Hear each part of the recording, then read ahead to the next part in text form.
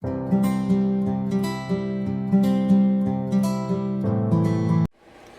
to AETCM, the Emergency Medicine Channel. Today I will be presenting a case of an 18-year-old female patient who presented to our ER with alleged history of drowning following fall from Pyram Bridge into water, and she was rescued and taken to outside hospital, intubated and referred here for further management. On initial 10-second survey, patient was on mechanical ventilator, airway. The airway was protected with intubated and on mechanical ventilator. C-span protected with C-collar. Was not applied from outside hospital. We had suspected a diving into the water body, so we had protected the spine with C-collar. And breathing wise, air entry was bilaterally equal. There are bilateral crepitations present, scattered crepitations left more than right, and the saturation was 99% on 40% FiO2. Circulation wise, BP was 70-40 millimeters of mercury and pulse rate of 122 beats per minute.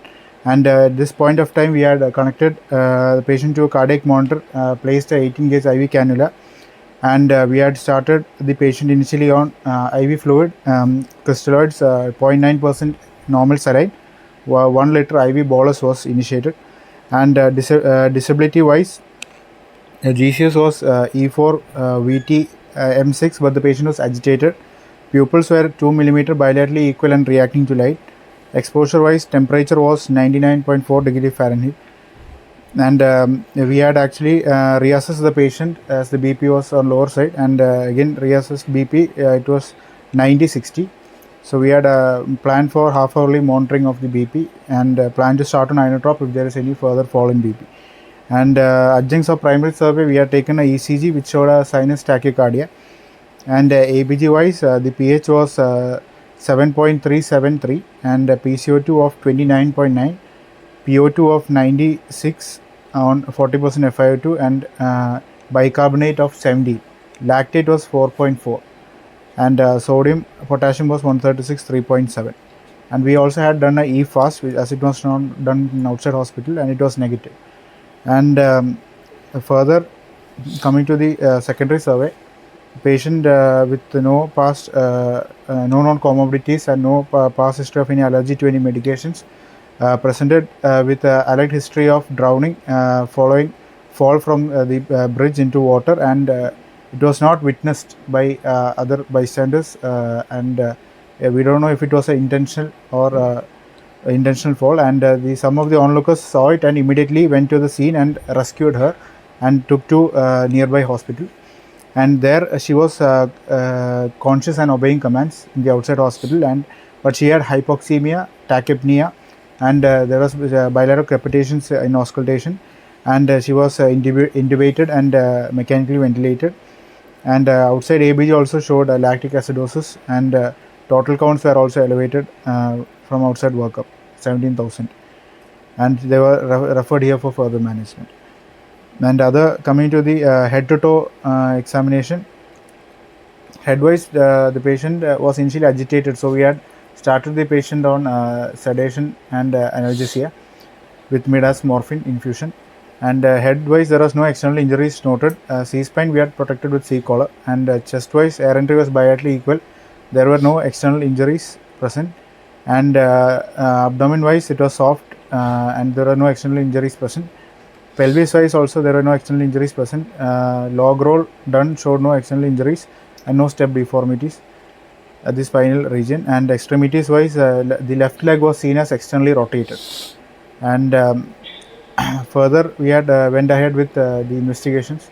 We had sent a routine complete blood count, and we had sent for the renal function test, liver function test, serum electrolytes, and we had ordered for a chest x-ray portable, and also we had planned for further x-rays of extremity. We had planned was pelvis with both hip AP, and further we had also sent PT, APTT, INR coagulation profile was sent, and further. How was the reports? Reports were normal or any abnormality? Yes, abnormality was there. The total counts were 17,000. The other CRP was 35 CRP, and procal was 6. Procalcitonin was 6, and RFT was normal. LFT wise the OTPTs are minimally elevated at 90 SGOT and SGPT of 102. And the other parameters, total bilirubin also was mildly elevated with 1.8 total bilirubin, and direct bilirubin was on normal side, around 1 only. And the further things, INR done was showing us 1.8 INR, and LDH was also sent. LDH showed 442 value, and further we had also sent serum osmolality, which showed as 286 serum osmolality. And other investigations done, HB was shown as 8.6. And further other investigations we did was the X-ray pelvis with both hip AP view. And in that there was one more investigation we sent was cardiac enzymes. That showed as elevated. Total CK was 1026, of which CKMB was 7.84, and trop T was HS trop T was elevated at 0.073. And further the chest X-ray taken showed more of haziness on the left side more than the right side. Diffuse haziness was seen. And the X-ray PBH AP taken was normal. There were no obvious bony injuries seen. And further, since the patient was agitated, not in normal sensor, like she was bit altered intermittently, and we had sedated her, and so we had proceeded with CT brain plane and CT cervical spine to rule out any intracranial bleed or fractures. There are these investigations done were normal. Fine, it's okay. We have gone into secondary evaluation, no? Leave it.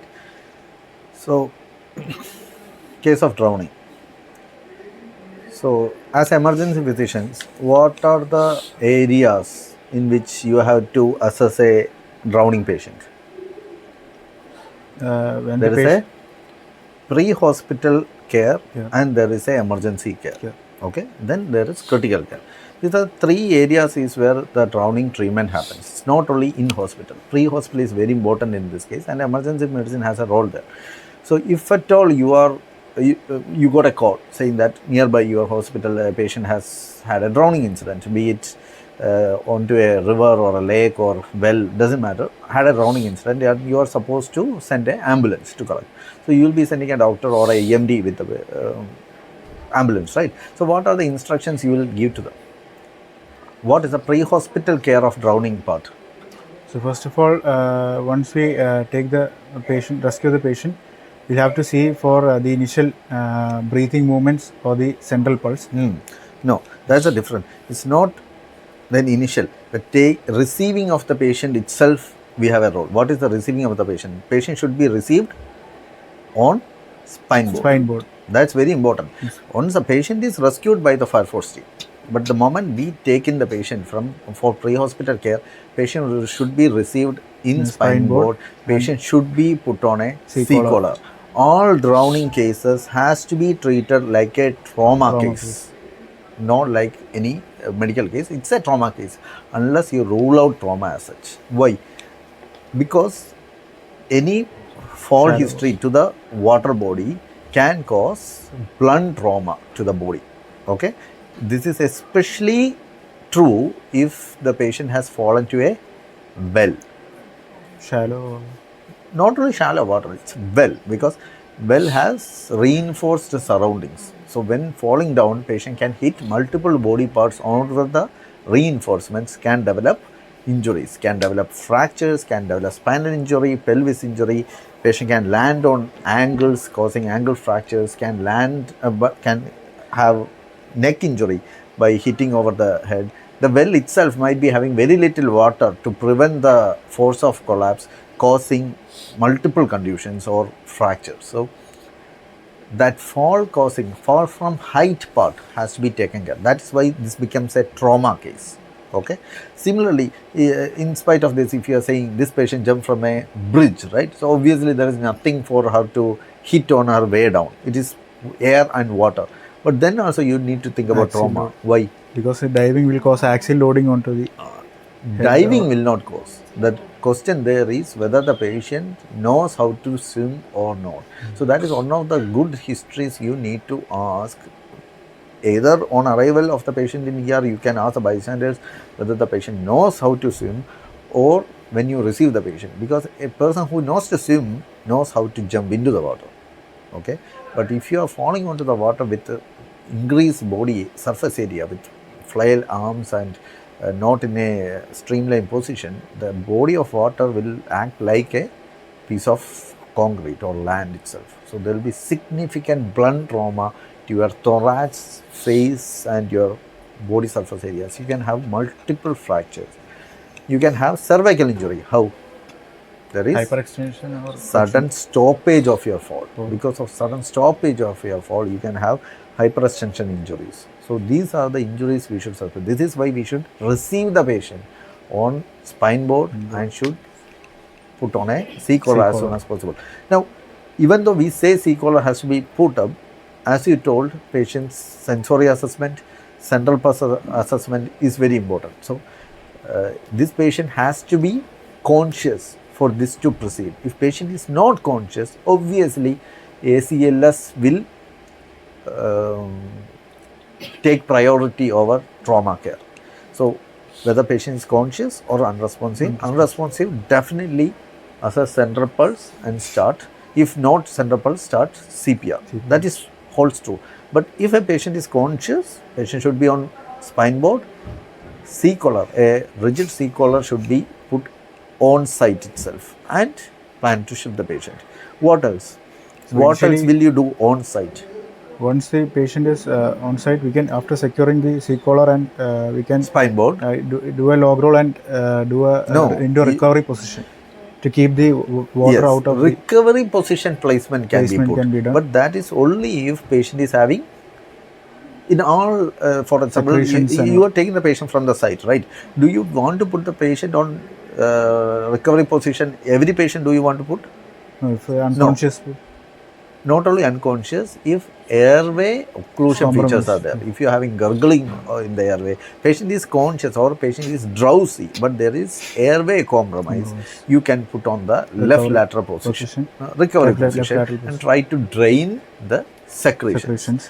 But if patient's airway is patent, you should not put on left lateral, because when you are putting on left lateral position, you are changing patient's position. The spine board as such is not going to help you there, isn't it? Because what is a recovery position? How is the patient is in? How do you place the patient in recovery position?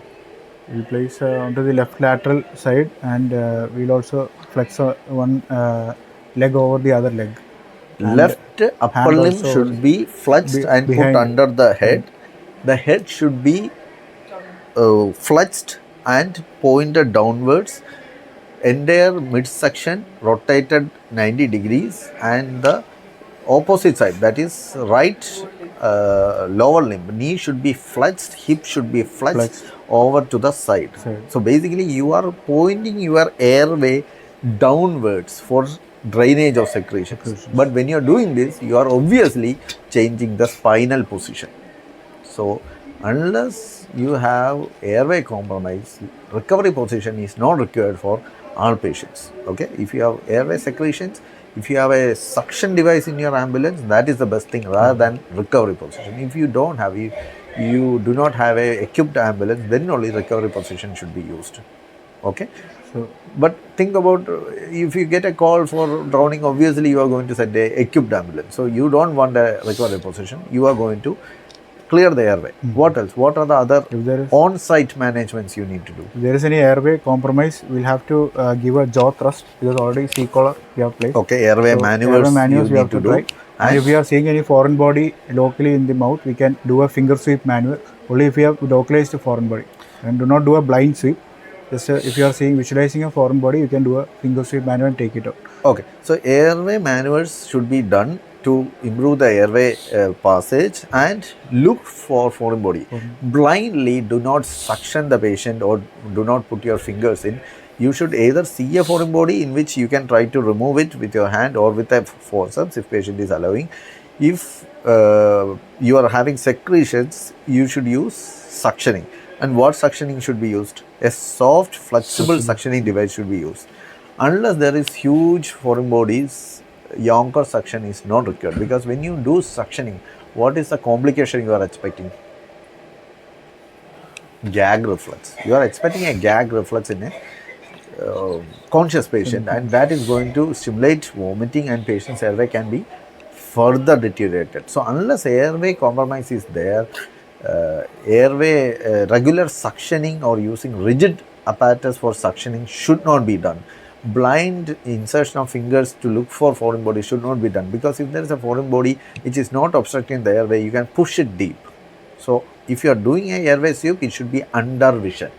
Okay, what else? Then after airway is clear and patent, then we can move on to the breathing part. Yes. We have to assess for the breathing movements, and Yes. if the patient is not taking any breath, we'll have to start with rescue breaths. Yes. And that is more primary important than the compression as such. We have to, compression is important, but compression only, CPR should not be done.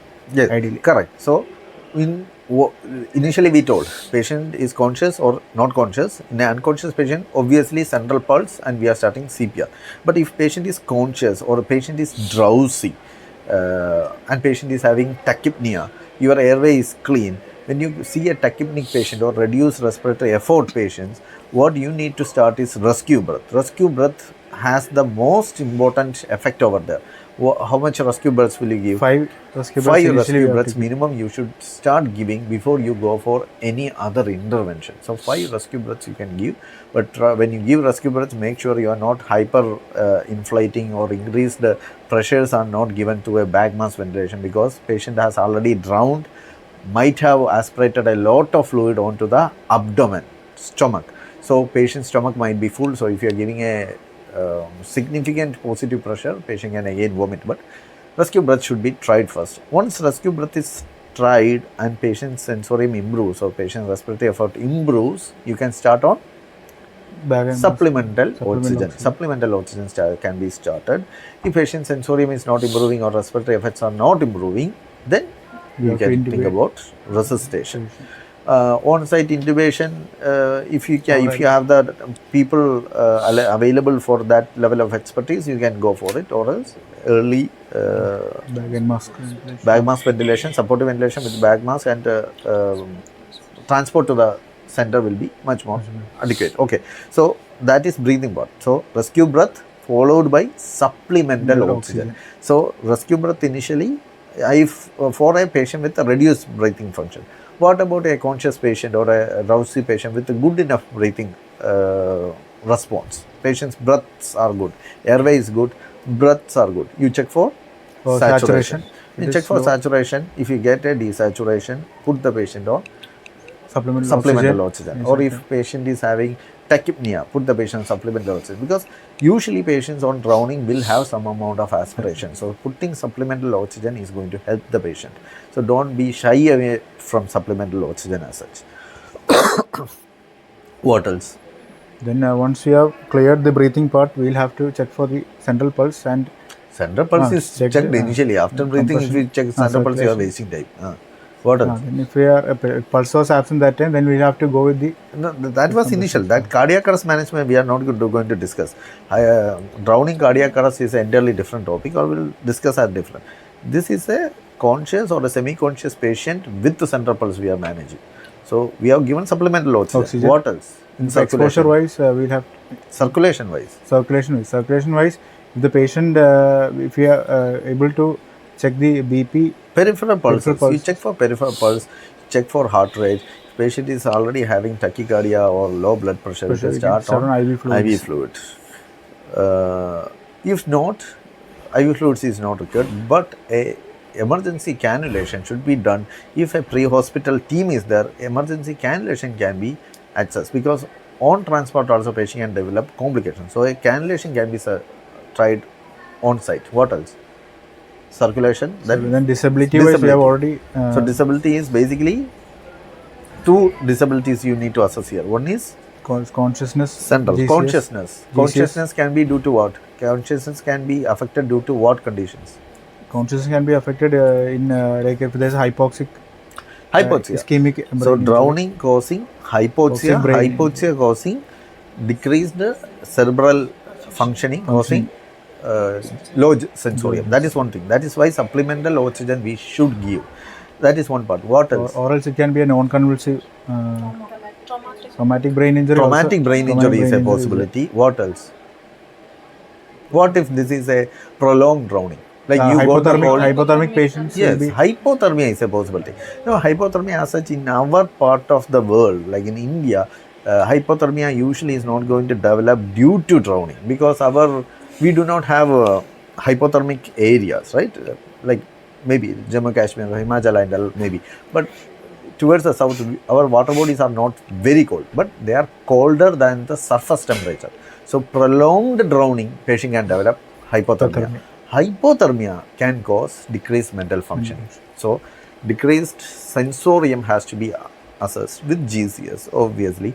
So a low GCS can be due to hypoxia, or can be due to hypothermia, or can be due to traumatic brain injury. These three things should be kept in mind.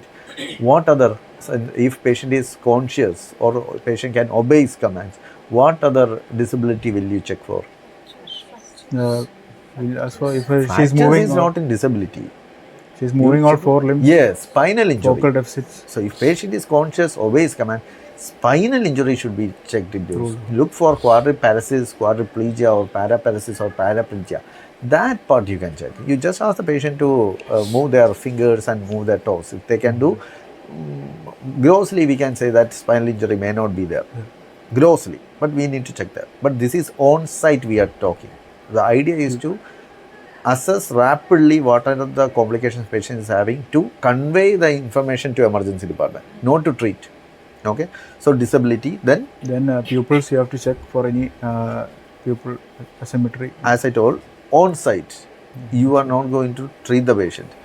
Idea is decrease sensorium itself, we are suspecting traumatic brain injury.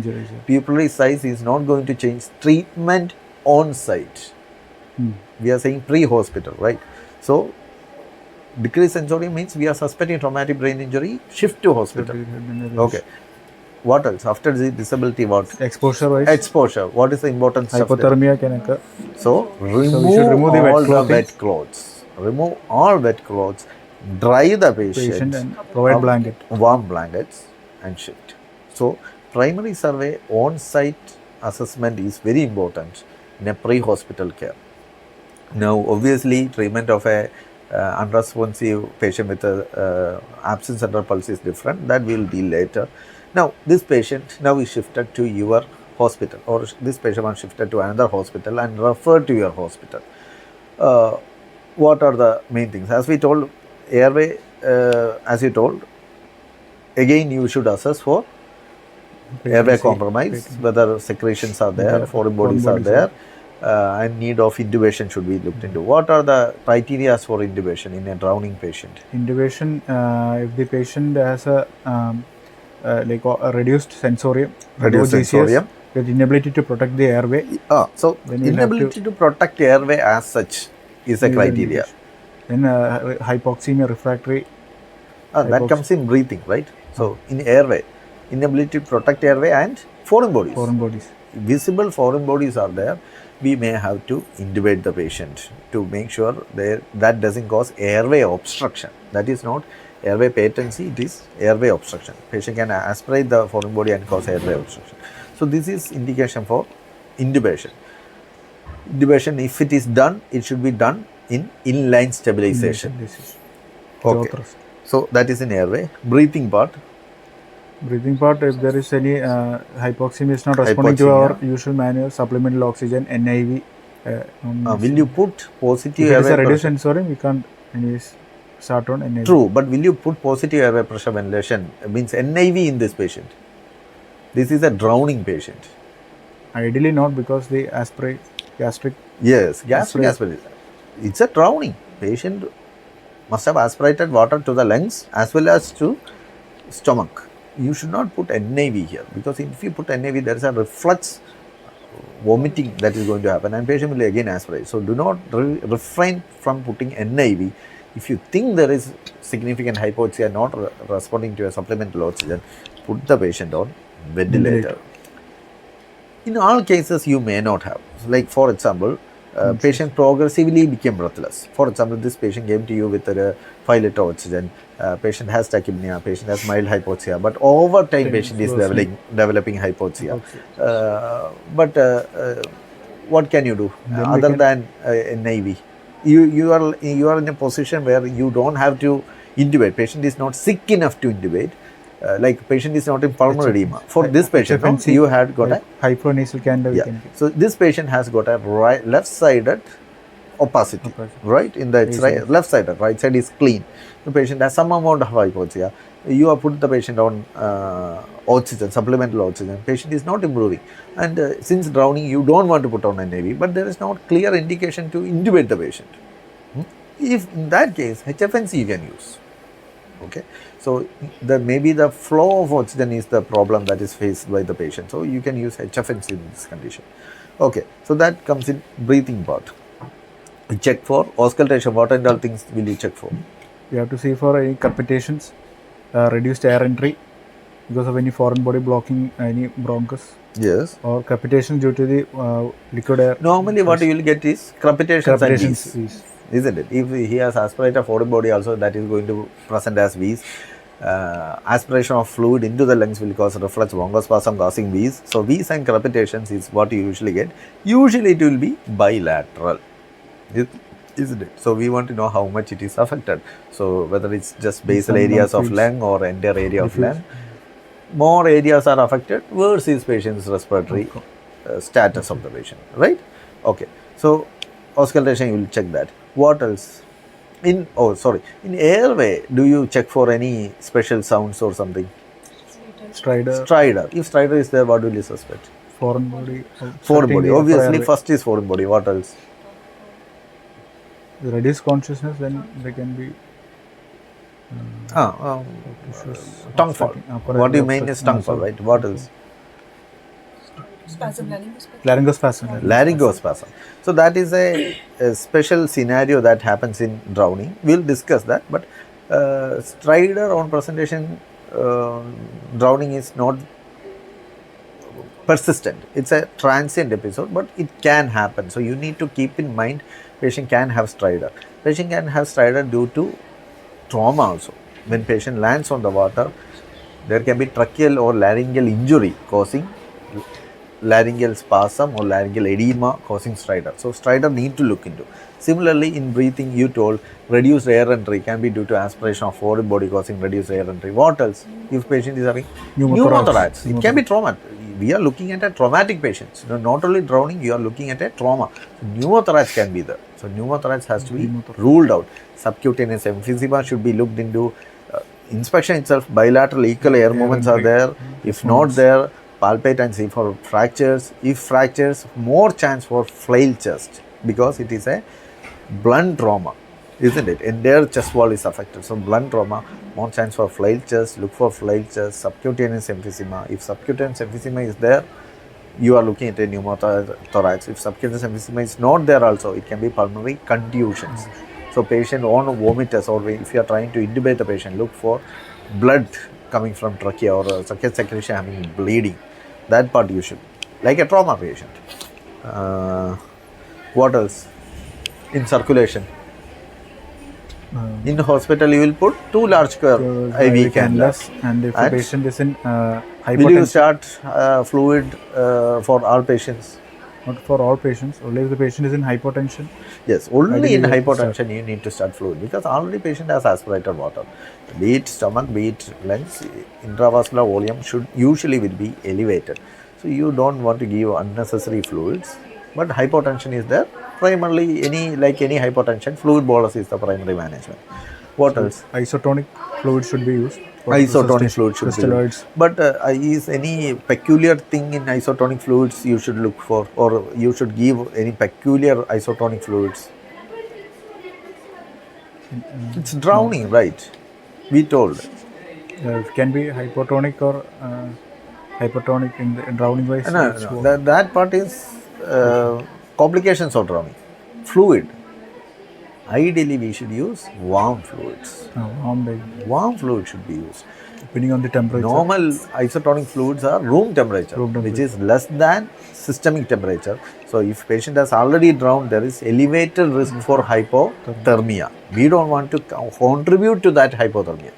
So, try to use warm saline. Okay. This is not equivalent to active rewarming. Active rewarming is different. I am using warm saline as such. Anything more than the room temperature is okay. So isotonic salines you can give. What else? And if you're not responding to that, we can start on vasopressin. Yes, early inotropes is required in these kind of patients. Why? What can be the cause of hypotension in drowning patients? Hypotension can be due to hypoxic cardiomyopathy. Yes, hypoxia-induced cardiac dysfunction or hypothermia-induced cardiac dysfunction. So hypothermia not only affects sensorium, it affects slows the cardiac functioning also. So hypoxia-induced cardiac dysfunction, hypothermia-induced cardiac dysfunction, both has to be kept in mind. Similarly, it's a traumatic patient. So hypotension, if you are having hypotension, you should look for bleeding conditions. You go for a EFAST, look for hidden bleeding areas, intra-abdomen, hemothorax, pericardial tamponade. These things has to be ruled out. And even if there is no pericardial tamponade, it can be cardiac contusion causing cardiac dysfunction. So hypotension evaluation has to be done like a trauma case. Okay. What else? So early inotropes is useful if it is a cardiac dysfunction, hypoxia or hypothermia-induced cardiac dysfunction. Inotropes is more important rather than vasopressors. Inotropes, early inotropes is good for this patient. So this is circulation. ECG also we can, or cardiac monitor we can ECG attach, should be connected. And we have to see for any arrhythmias. What are the arrhythmias you will expect in a drowning patient? Drowning patient, usually there will be bradycardia. Bradycardia or caused by hypoxia or can be caused by hypothermia also. And we can see if there are any Osborne waves. Also the patient so Osborne waves is a classical feature of hypothermia. What is Osborne waves? The J point will be elevated with, there will be a J wave formation. Yeah. So at the end of S wave, there will be a upward deflection. So usually in chest leads you will get a R dash pattern, but the second R will be smaller than the initial R. That is basically not a R wave, it's a elevated J wave. J wave formation as such. And there will be prolonged PR, QRS, QT interval will all be prolonged in hypothermia. Most probably secondary to hypothermia. In what other medical condition can you see Osborne waves?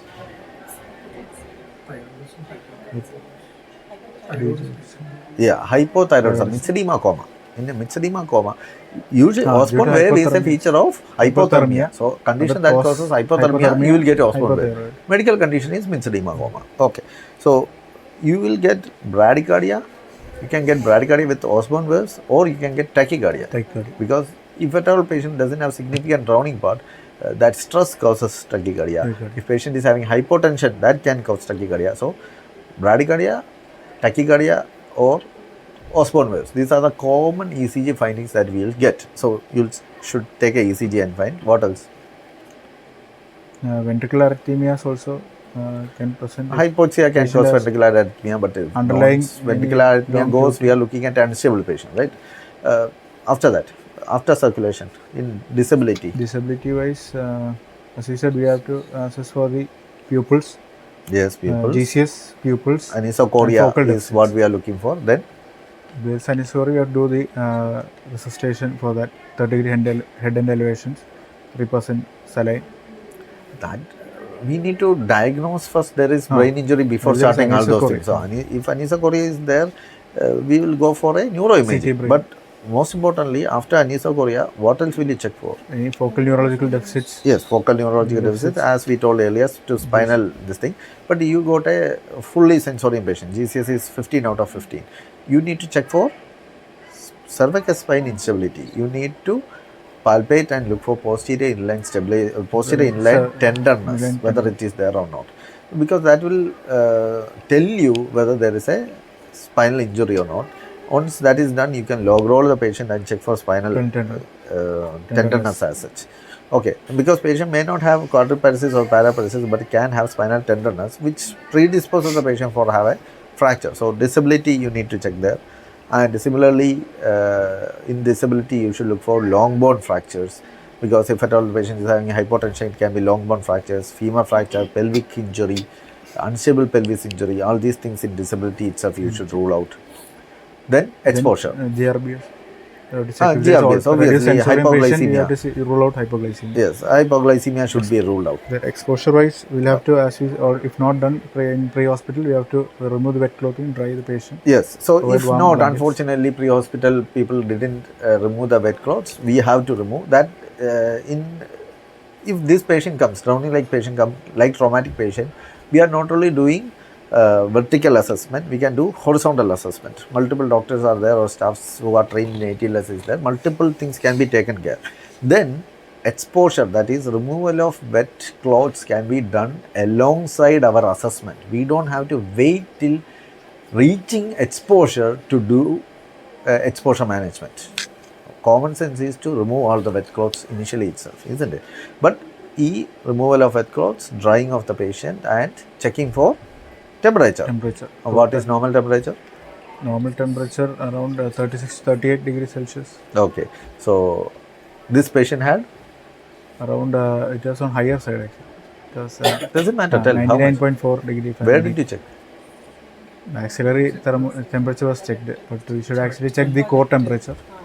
Either per So temperature assessment in drowning is always core temperature. So peripheral temperature, be it axilla, be it your infrared assessment in the forehead, nothing works. You are looking for core temperature. What are the core temperature assessment areas? We can rectal temperature, esophageal temperature, then bladder. Bladder, true, but much more invasive, much more easier is inner ear temperature. So inner ear, rectal, esophageal. So we have esophageal temperature probe available with our monitors. So you can use that. Much more easier is rectal temperature. You can check for that. Inner ear is much more difficult, but these are the areas you check for temperature, not skin temperature, because you may get a very low temperature due to peripheral vasoconstriction. You can't use that to treat the patient. So core temperature. So core temperature, what is the cutoff value to start rewarming? Divide it into mild, moderate, severe. So mild is from 36 to 34 degrees Celsius, 34 to 30 degrees Celsius moderate, and less than 30 is severe. Okay. So if there's just 34 to 36, we can just do passive rewarming techniques. Yes, what are passive rewarming techniques? Just giving warm blankets. Removing of wet keeping clothes, in a warm environment. Warm blankets, warm environment. Yes, correct. So environment and external things only. So from moderate onwards, what will you do? We'll have to do active rewarming has to be done. How do you do? Have to give warmed humidified oxygen. Good. We can give warmed IV fluids. Okay, warm IV. What is the temperature? Around 42, 39. IV fluids, rewarming in IV fluids is 39 degrees. Okay, and 42 is correct. It's for warmed humidified oxygen. Bladder and gastric, not lavage. Lavage we are inserting the fluid and removing it. But here we are not removing it. We are putting a Ryle's tube and taking a Foley's, and we are inflating the bladder with warm saline, or inflating the stomach with warm saline. That temperature can be up to 42. So IV is 39, and bladder and gastric insufflation can be up to 42 degrees. This is active rewarming. Correct. So what is the targeted temperature? How will you increase temperature? What is your target? How will you know you are actively rewarming, or your rewarming techniques are fruitful? You have to monitor the core temperature, and the sensorium will be. How much rise are you expecting? Target more than 35. Sure. How will you know it's working? How much rise should be there? At least 0.5 degree per hour. At least 0.5 degrees per hour increase should be there. That is your target. Okay. You don't want to suddenly rewarm the patient, like push in everything and cause significant, because it rewarming can cause hypotension. So your idea is to slowly increase it over 0.5 degrees per hour. That is good enough. Unless patient is in cardiac arrest. Correct. Unless patient is in cardiac arrest, then you are going to acutely, aggressively rewarm the patient. Okay. That is primary management, right? Complete primary management? Yes. Now, in exposure, anything else you need to look into? As we told, it's a trauma patient. Any active bleeding side? Active bleeding side, not only bleeding, contusions. You look for abdominal contusions, your great Turner sign if possible. Look for penile region or genital region bleeding. Look for the back of the patient for any penetrating injuries or any big retroperitoneal areal bleeding causing contusion. So contusions can be looked into these areas. Similarly, palpate the head, that comes in secondary survey, but whole body assessment also for contusions, any lacerations, penetrating injuries, all these things we should look into. Okay, this is your primary assessment. In primary assessment, adjuncts, what are the things you want? So you have taken already ECG, then you ABG. Want ABG. In this case, you actually want a ABG. Doesn't matter patient saturation. You want a ABG. You want to look for PaO2, isn't it? So whether hypoxia is there or not, you can assess in that. What else will you assess in that? What are the other things you can, other information you can get? PCO2 levels, any PaO2, PCO2 levels. That is respiratory part. What then, else? Lactate levels. Lactate levels. If lactate is elevated, what does it mean? It can be hypoperfusion. Hypoxic ischemic causes or any hypoxia-induced changes. Hypoxia-induced changes or hypotension-induced reduced clearance can be looked into. What else? Bicarbonate. If bicarb is low, what does it mean? Acidosis mainly due to secondary lactic acidosis. Secondary to lactic acidosis. What else? Sodium levels. Sodium levels. Why that is important?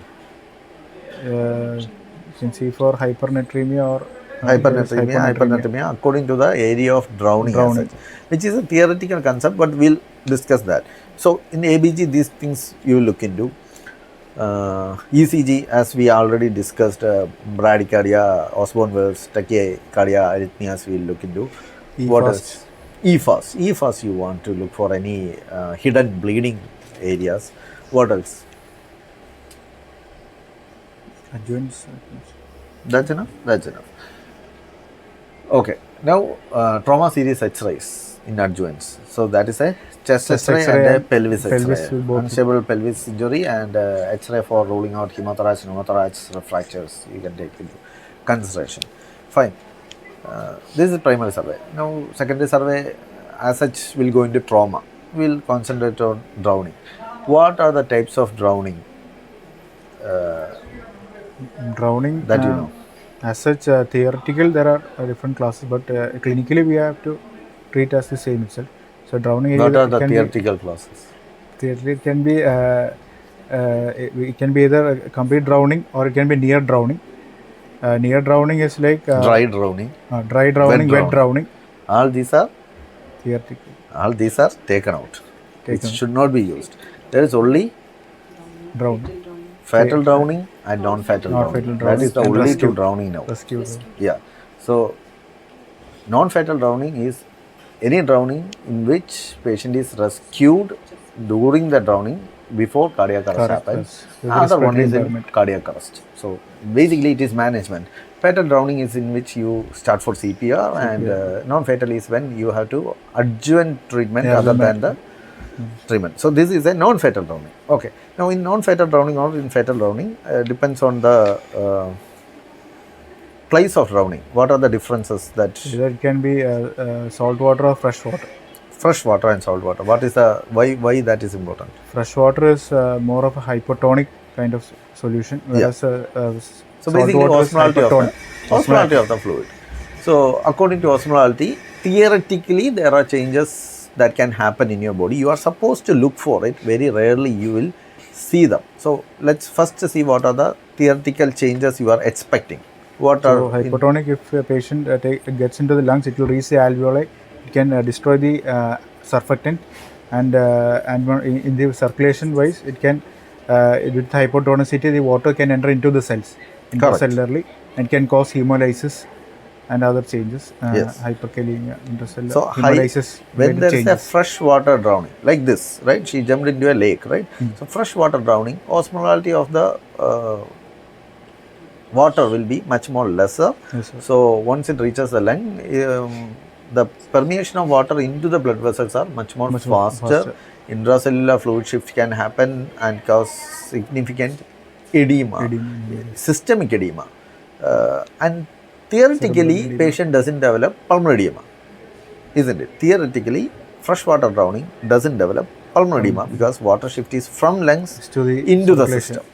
Okay, and there will be dilution of electrolytes. You will get hyponatremia, hypokalemia, hypocalcemia. Everything is diluted because of raised total body water. This is theoretical. Similarly, in salt water immersion, your total osmolality is very Higher high, side, isn't it? hypertonicity. So it pulls in water into the alveoli, and further develops pulmonary edema like features can occur. Yes. And into the interstitium also it will pull the water. So in hypertonic or in saltwater drowning, the vessel, the alveolar fluid is full of osmolarity. So there is a shift of water from the blood vessels into the alveoli, causing sudden pulmonary edema. Non-cardiogenic sudden pulmonary edema is what we are seeing there. This is theoretical, but in practice, any part of drowning will cause respiratory distress. That is mainly due to aspirated water causing alveolar surfactant destruction, causing alveolar collapse. So patient develops respiratory distress due to two things. That is, one is due to direct aspiration, can be due to foreign bodies, direct aspiration, alveolar collapse due to surfactant destruction. This will be there in all patients. If at all pulmonary edema, as we told, hyperosmolar patients will develop pulmonary edema much more sooner than freshwater, but freshwater drowning cases will also develop pulmonary edema because over time this increased body fluid will get displaced to lung, causing pulmonary edema. So this is more commonly seen in children because children has drowning incidents in pools, swimming pools. So post drowning they will be much more okay. In 6 to 8 hours they develop respiratory distress and breathing difficulty. At that point of time, they themselves can develop pulmonary edema. It's not like in freshwater drowning, pulmonary edema will not happen. That's why, as he told, this is theoretical. But pulmonary edema should be expected in both these conditions. Okay, so this is the difference in freshwater and salt water, but breathing difficulty should be suspected in both. So, what is, as we told, fatal and non-fatal, right? You told something known as dry drowning. What is dry drowning? Dry drowning, the death occurs mainly due to the laryngospasm primarily, and not much water enters the lungs. Yeah, so that was the idea of dry drowning earlier. Now it is taken out because dry drowning also occurs due to aspiration of water. It's not like a reflux in the drowning part. When you aspirate water, certain patients, aspiration of water will cause what? Tracheal irritation, cough reflux. This is the normal reflux, but in some patients the reflux is so severe that larynx goes into sudden spasm. So trachea is cut off, patient develops respiratory distress due to hypoxia. But the moment hypoxia develops, laryngospasm will usually relax. So it's very unlikely you will get a patient with ongoing laryngeal spasm. This is why we told stridor as such won't be there on presentation. If it is there, it will be usually foreign bodies.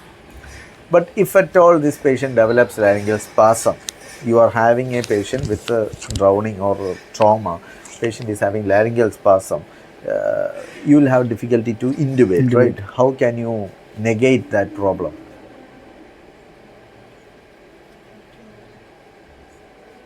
Relaxant will giving intubating, will have to give muscle relax. Muscle relaxant is there, but muscle relaxant, even if you give laryngospasm, is something that may not respond to muscle relaxation. What else can you do? Vagal stimulation as such, you can press onto styloid process, bilateral styloid process that can cause vagal stimulation, relieving of laryngeal spasm. That is one technique you can do. It's not always effective, but this is one thing you can use.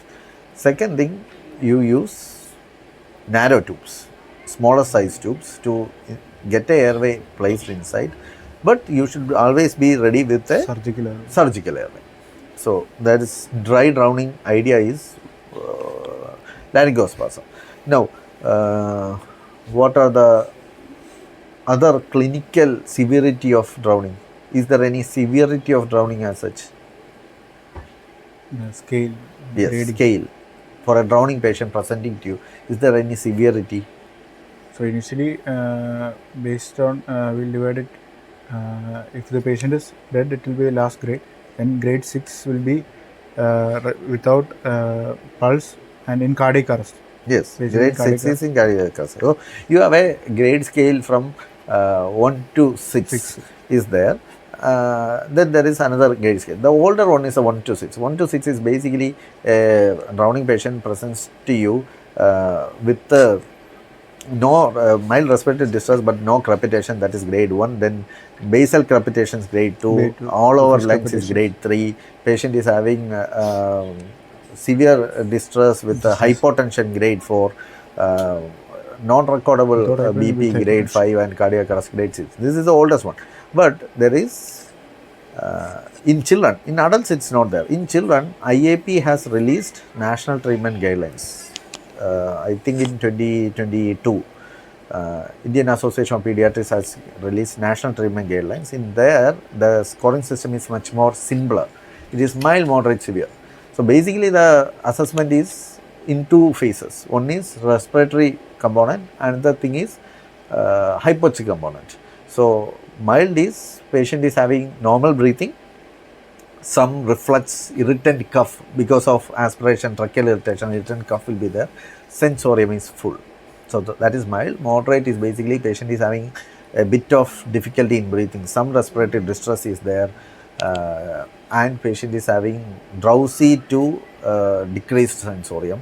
And in severe is severe respiratory distress, or patient is having altered or altermentation or unconsciousness. This is but in pediatrics. Okay, very clear. This is in pediatrics. This is according to national treatment guidelines. So this is the severity. So why the severity? Why are we saying severity as such? The only use of severity score is to decide whether to admit the patient or discharge. Being a tertiary care center, we admit the patient because we expect the patient to worsen over time.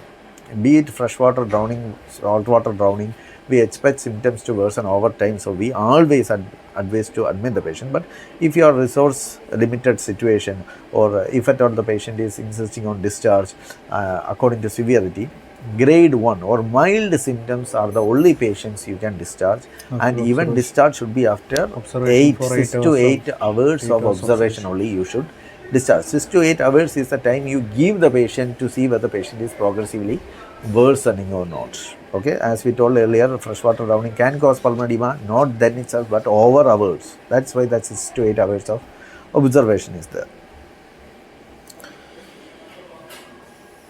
What else? Then ventilatory parameters. No. There is a like ARDS, like pulmonary edema, ARDS, lung protective ventilation, low tidal volume, may require high PEEP according to the severity of hypoxemia. Severity of pulmonary edema or hypoxemia. That is like ARDS like ventilation, or pulmonary edema like ventilation. What else? In severe hypothermia and all, we can, if we have facility for ECMO, it will be better option. Cardiac arrest. Hypothermic cardiac arrest, drowning induced cardiac arrest, ECMO is a possibility. But that is basically hypothermia induced cardiac arrest. Prolonged CPR is what we actually do for hypothermia induced cardiac arrest. So since if your center has a ECMO facility, you can go for eCPR. That is secondary to prolongation of CPR. Now, if at all this patient was having cardiac arrest, okay, cardiac arrest, what is the primary things that you do? What is the difference of cardiac arrest in a hypothermic patient than a normothermic patient? First of all, we have to assess the temperature. If the temperature is less than 30 degrees Celsius, we will have to, if the patient is in a shockable rhythm, we can maximum give up to 3 shocks. And after that, we'll have to wait for the temperature to go above 30 degrees Celsius to 30? 30 degrees Celsius. 32, right? 32. Rewarming criteria for cardiac arrest is up to 32. Before reaching 32, you can't stop your resuscitation. So that is why aggressive rewarming is important in hypothermic cardiac arrest. So your cutoff level is 32. Before 32, you can't stop resuscitation. And while you are continuing resuscitation, the core resuscitation is for CPR. Not for IV adrenaline, not IV drugs, not for defibrillation. It's CPR. CPR has to be continued with rescue breath. Rescue breath, when you are giving, make sure you don't hyperinflate the chest wall, because already patient's abdomen is full of aspirated water. So adequate recoil, prevention of intrathoracic elevation of pressures is the management. Continue CPR. CPR techniques doesn't change. CPR technique is same. Reassessment techniques are same. Only difference is, if you get on reassessment, if you get arrhythmias, as Dr. Evin told, defibrillation should be controlled. So you can't give, like our VTVF, usually we give multiple shocks, right? You can give that. You can give maximum up to 3 shocks. Avoid giving more than 3 shocks. So time the shocks on a prolonged way. Give full energy shocks, and up to 3 shocks you can give before 32, because usually defibrillation is less effective in hypothermic cardiac arrest. That is true. Then similarly, IV drugs, you don't have. Till yes, up to 32 degrees, you really don't have to give IV drugs, especially anti-arrhythmic drugs. You should not. Why? Because toxicity, perfusion is very low. Since perfusion is very low, the drugs that you give can get stuck inside the vasculature, and once the patient is rewarmed and perfusion improves, the drugs can suddenly cause flood into the systemic circulation, can cause arrhythmias and catecholamine release and all. So that is why IV drug use has to be very much restricted before 32, and after 32 degrees of rewarming, you can give IV drugs with longer intervals, double the intervals. So instead of like 4 minutes of adrenaline, you give 8 minutes of adrenaline. Yes. So that's the main changes in cardiac arrest that you do, and you obviously do prolonged CPR. If you have ECMO, you do eCPR, and that's it. So since we told hypothermic cardiac arrest, when will you start hypothermic cardiac arrest? Like you got a drowning patient, no? What is the primary criteria to whether to start CPR or not?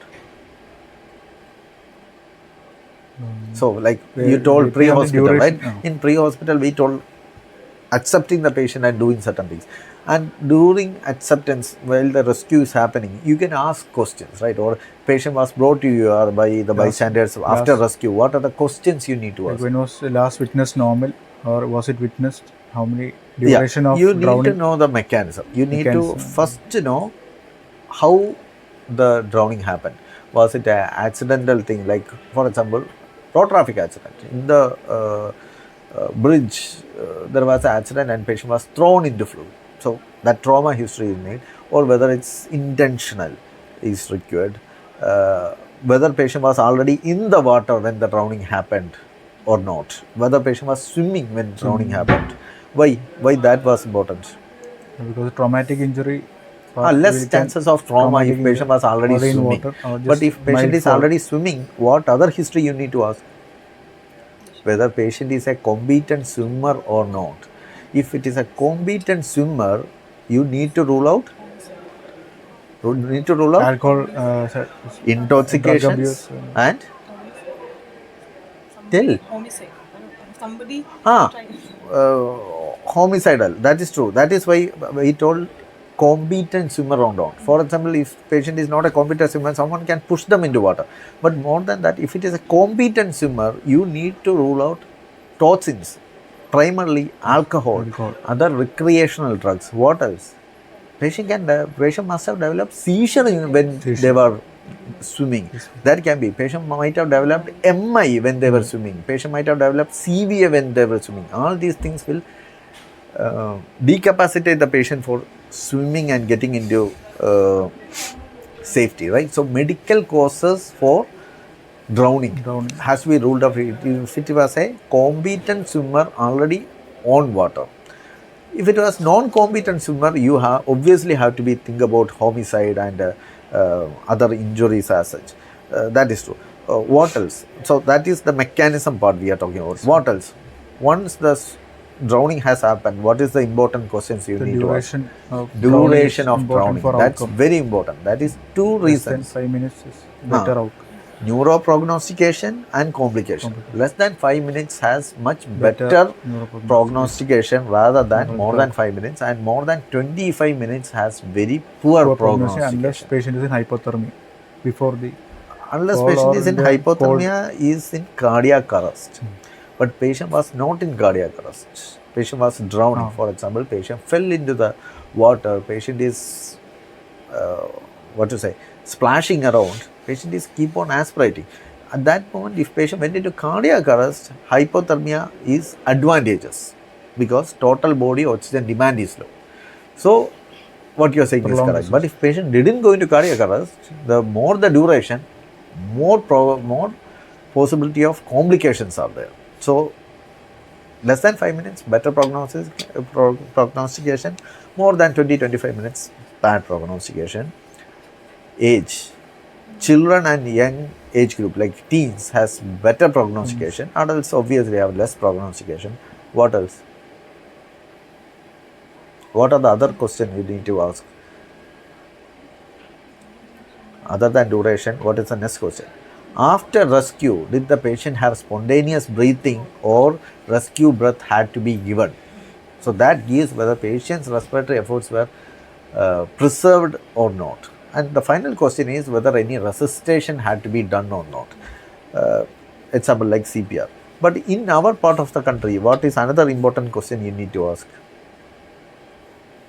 Someone pressed on the abdomen or not?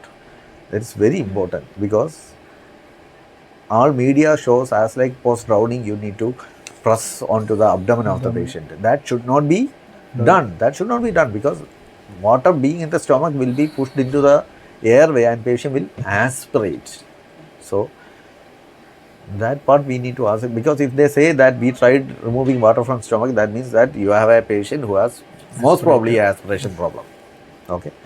So duration, mechanism, duration and spontaneous breath was present or not is very important questions you need to ask.